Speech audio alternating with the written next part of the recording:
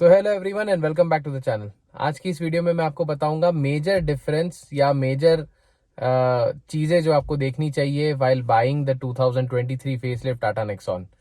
अगर आपने 2000 बहुत सारे लोगों का मुझे क्वेश्चन आ भी रहा है जिन्होंने ऑलरेडी 2023 नेक्सॉन जो प्रीवियस वाली वर्जन है उसे बुक भी कर दिया है, और अब वो लोग पूछ रहे हैं कि हमें 2023 फेसलिफ्ट वाला नेक्सॉन लेना चाहिए या नहीं। तो आज मैं प्रैक्टिकली आपको दिखाऊंगा कि दोनों में डिफरेंस क्या है, और आपका जो डिसीजन मेकिंग है उसमें मैं थोड़ी आपको हेल्प करूंगा। तो अगर आपको वीडियो में कुछ भी अच्छा लगे तो एक लाइक और कमेंट जरूर कर दीजिएगा, और अगर आप चैनल पे नया हैं तो चैनल को जरूर से सब्सक्राइब कर लीजिएगा। तो लेट्स गेट स्टार्टेड।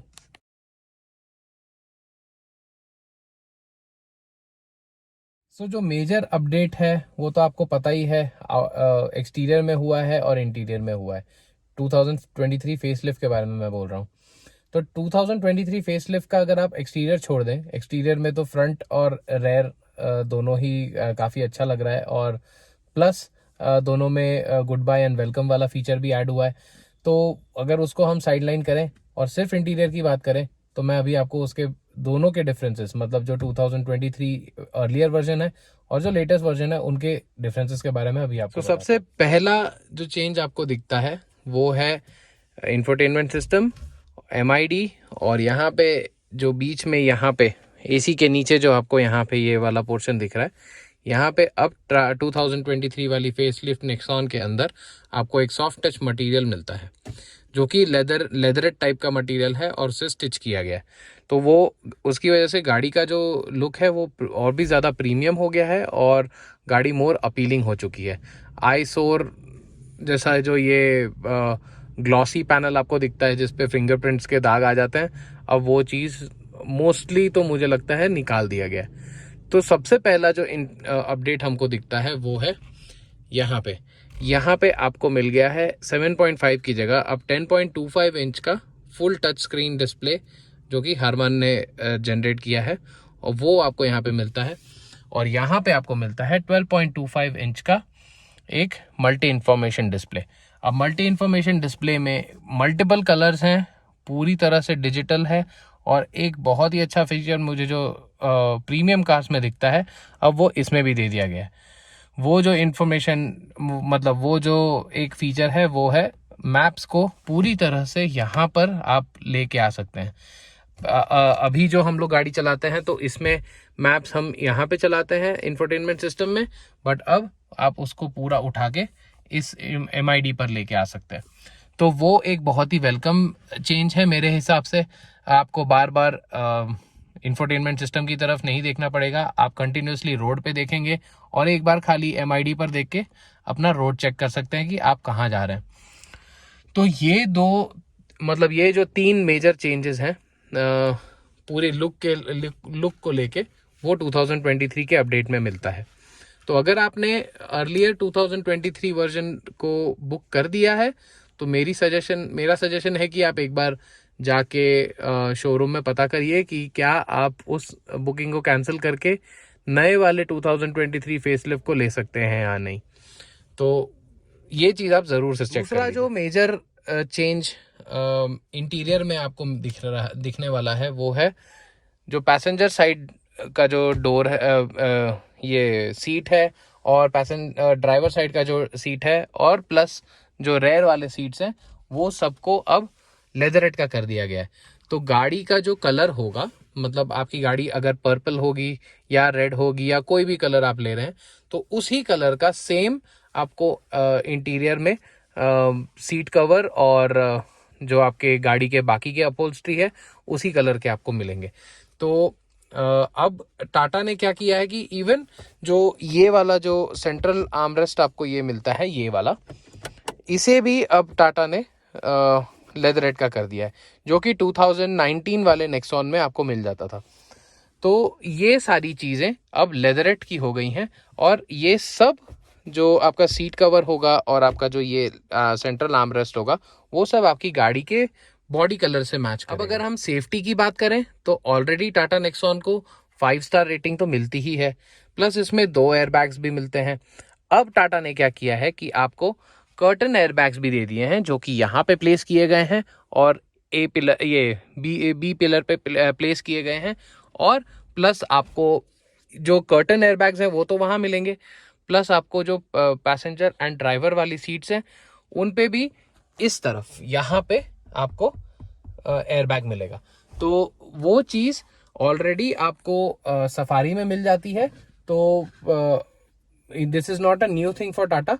तो ऑलरेडी 6 एयरबैग सफारी के अंदर तो आपको मिलते हैं, 6 या 7, अब मैं श्योर नहीं हूँ, बट उसमें 2 से ज़्यादा ही आपको एयरबैग्स मिलते हैं। तो सिमिलर चीज़ टाटा ने नेक्सॉन में भी इंट्रोड्यूस कर दी है। तो अब गाड़ी और भी ज़्यादा सेफ हो चुकी है। तो सेफ्टी वाइज अगर आप देख रहे हैं तो आप ज़रूर से 2023 नेक्सॉन को खरीद सकते हैं। बस एक चीज़ जो मुझे बिल्कुल पसंद नहीं आई नई वाली टाटा नेक्सॉन के अंदर, वो है ये जो सेंट्रल कंट्रोल, जो एसी के कंट्रोल्स हैं और आपका बूट का जो बटन है, फिर लॉक अनलॉक का जो बटन है, वो सब टाटा ने यहाँ पे टच सेंसिटिव कर दिया है। अब कोई केस में ऐसा भी हो सकता है कि वो आप बटन सही से ना दबा रहे हो। कोई केस में ये भी हो सकता है कि अगर आपको हजार्ड लाइट ऑन करना है तो हजार्ड लाइट भी यहाँ पे दे दिया गया है, तो उसे दबाने के लिए आपको प्रिसाइसली उस सिंबल के एकदम सेंटर में क्लिक करना पड़ेगा। तो ऐसा चांस हो सकता है कि अगर आपको इमरजेंसी में वो चीज़ कुछ ऑन करना है, या गाड़ी अनलॉक करनी है, या बूट खोलना है, या हजार्ड लाइट ऑन करना है, तो आप पहले उसे चेक करोगे कि आप सेंटर में उससे टच कर रहे हो कि नहीं। अगर नहीं टच किया तो आपको 3-4 बार उसे करके फिर आपको उसे ओपन करना पड़ेगा, या ऑपरेट करने के लिए 3-4 बार उसे प्रेस करना पड़ेगा। तो वो एक चीज़ थोड़ा मुझे ऑड लगा। यहाँ पे कम से कम कुछ बटन देने चाहिए थे। इम्पॉर्टेंट चीज़ों के लिए यहाँ पे बटन रखना चाहिए था, बाकी सब चीज़ों के लिए आप टच सेंसिटिव कर सकते थे, कैप्टिव टच आप दे सकते थे उन चीज़ों के लिए। तो ये एक मुझे थोड़ा सा अजीब लगा है 2023 फेसलिफ्ट के अंदर। बाकी यहाँ जो स्टेयरिंग पे 2 स्पोक का एक स्टेयरिंग अभी आ गया है, और जो टाटा का लोगो है वो अब इल्यूमिनेट होता है उसके अंदर। तो वो भी थोड़ा सा मुझे अजीब लगा, क्योंकि ये अब आदत हो गई है 3 spoke engine 3 spoke steering wheel use करने की। ये थोड़ा सा स्टर्डी भी लगता है और थोड़ा मस्कुलर भी लगता है। अब 2 स्पोक वाला आ गया है, तो अब क्या होगा कि आपको यहाँ पे बीच में एक ऐसा लंबा सा लाइन जा रहा है, और आपको हॉर्न भी अब यहाँ पे कहीं पे प्रेस करके दबाना होगा। तो मतलब आप गाड़ी अगर चला रहे हो, हॉर्न अगर आपको बजाना है, तो या तो आप इधर आके सेंटर में ऐसे दबाइए, या फिर आप थोड़ा नीचे पकड़ के फिर आप यहाँ से हॉर्न दबाइए। तो नए वाले जो स्टेयरिंग है उसमें ये थोड़ा प्रैक्टिकली मुझे सही नहीं लगा। और दूसरा, जो सेंटर में लाइन जा रही है स्टेयरिंग के, वो वाला जो स्क्रीन है जिसमें टाटा का लोगो ग्लो होता है, वो पूरा ग्लॉसी दिया हुआ है। अब यहाँ पे अगर आप कुछ टेम्पर्ड ग्लास नहीं लगवाओगे, या कुछ आपने उसको प्रोटेक्शन नहीं दिया, तो फिंगरप्रिंट लग के, या कोई चाबी से, या आपके शर्ट के बटन से, किसी चीज़ से यहाँ पे किसी टाइप का स्क्रैच लग सकता है, जिसकी वजह से वो और भी ज़्यादा बुरा लगने लगेगा। और अगर बाय चांस वो लोगो ख़राब हो गया, तो आप समझ लीजिए कि आपको कितना खर्चा हो जाएगा just to get that logo back to glowing.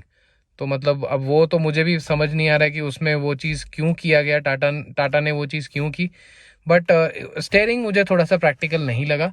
लेकिन उसके अंदर जो बटन्स मिले हैं, क्रूज़ कंट्रोल, देन आपका जो मल्टीमीडिया के जो बटन्स मिले हुए हैं, वो बहुत अच्छे लग रहे हैं, वो बहुत ज़्यादा प्रीमियम फील दे रहे हैं। तो वो चीज़ स्टेयरिंग में बहुत अच्छी लग रही है। लेकिन वो जो सेंटर में जा रहा है टाटा का लोगो जो ग्लो कर रहा है, वो उतना मुझे खास नहीं लगा। अब मैं आपको टाटा नेक्सॉन का जो 1 आवर मोड है उसे एक्टिवेट करके दिखाता हूँ। अभी जैसे आप देख सकते हैं मेरी गाड़ी बंद है और मेरा जो इमोबिलाइज़र का ब्लिंक है वो शुरू है। तो अब मैं आपको मेरा इसका हरमन इंफोटेनमेंट सिस्टम का 1 आवर मोड एक्टिवेट करके दिखाता हूँ। गाड़ी पूरी तरह से बंद होनी चाहिए in order to activate that 1 hour mode.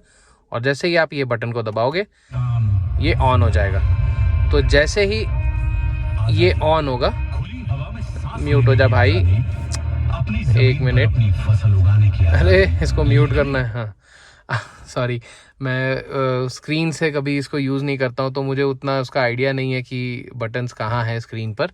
मैं इधर से ही सब कुछ ऑपरेट कर लेता हूँ। तो अगर आपको 1 आवर के लिए इसे एक्टिवेट करना है तो गाड़ी पूरी तरह से बंद होनी चाहिए और आपको ये पावर बटन को दबाना है, तब इस जाके इसका 1 आवर मोड एक्टिवेट होगा। अब वो जो चीज़ है, जो ये 1 आवर मोड का सिस्टम है, वो सिर्फ 2020 से लेके 2021, जब टाटा ने ये सारे सेंटर के सारे बटन्स हटा दिए, वहां तक की जितनी भी नेक्सॉन्स आई थी उसके लिए ही ये चीज़ वैलिड है।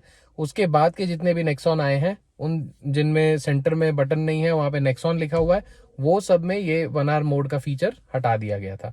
तो ये चीज़ अब आपको सिर्फ इस वाली नेक्सॉन में ही मिलेगा। इंटीरियर पे ही अगर हम कंटिन्यूड रहें तो मैंने कोई एक मगशॉट में ये भी देखा है कि आपको पैसेंजर का भी जो पैसेंजर साइड का, फ्रंट पैसेंजर साइड का जो आपको सीट मिल रहा है, वो भी हाइट एडजस्टेबल मिलेगा आपको। सीट बेल्ट का तो जो 3 पॉइंट का जो आपको हाइट एडजस्टेबल मिलता है वो तो आपको मिलने ही वाला है, बट आपको इवन जो पैसेंजर साइड का जो सीट है वो भी आपको हाइट एडजस्टेबल मिलेगा। अब जो मेजर अपडेट किया गया है रेयर पैसेंजर्स के लिए, वो ये है कि यहाँ पे आपको ऑलरेडी जो साइड पैसेंजर्स के लिए आपको 3 पॉइंट का सीट बेल्ट मिलता है दोनों तरफ, यहाँ भी और वहाँ भी, तो वो दोनों तो आपको मिल ही रहा है।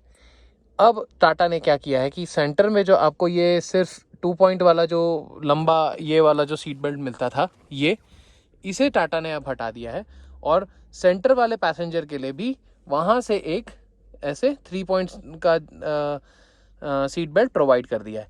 तो अब रेयर पैसेंजर्स के लिए भी, तीनों पैसेंजर्स के लिए, रेयर में बैठने वाले तीनों पैसेंजर्स के लिए अब 3 पॉइंट का सीट बेल्ट मिलेगा।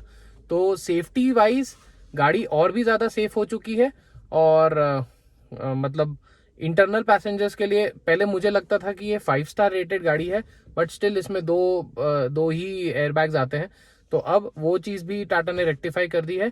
आपको 6 एयरबैग्स मिलेंगे एंड प्लस आपको रेयर पैसेंजर्स के लिए भी 3 पॉइंट सीट बेल्ट मिलेगा सभी के लिए।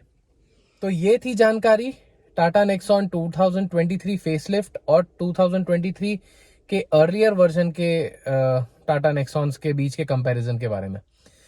अब मतलब मेरी अगर आप माने तो लुक्स के, आउटर लुक में तो वो मुझे कहना नहीं चाहिए, बट आगे से तो मुझे ये सेल्टॉस जैसी लग रही है, किया सेल्टॉस जैसी, और पीछे से मुझे Hyundai i20 लग रही है।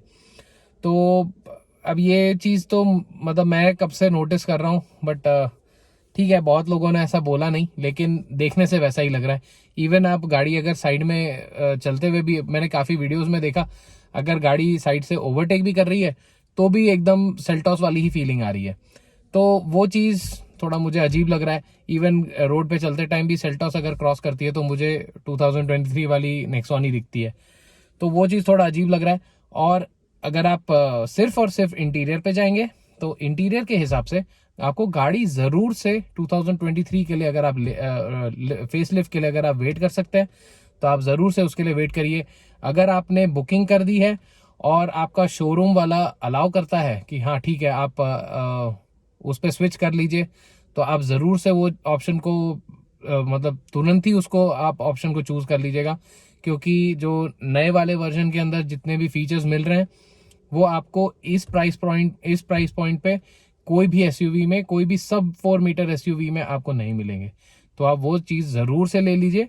और अगर आप अगर आपने बुकिंग कर दी है और आपका शोरूम वाला नहीं मान रहा है तो फिर तो कुछ नहीं कर सकते हैं, आपको इसी वाली वर्जन के ऊपर कंटिन्यू करना पड़ेगा। लेकिन अगर ऑप्शन है तो ज़रूर से उसे ले लीजिए।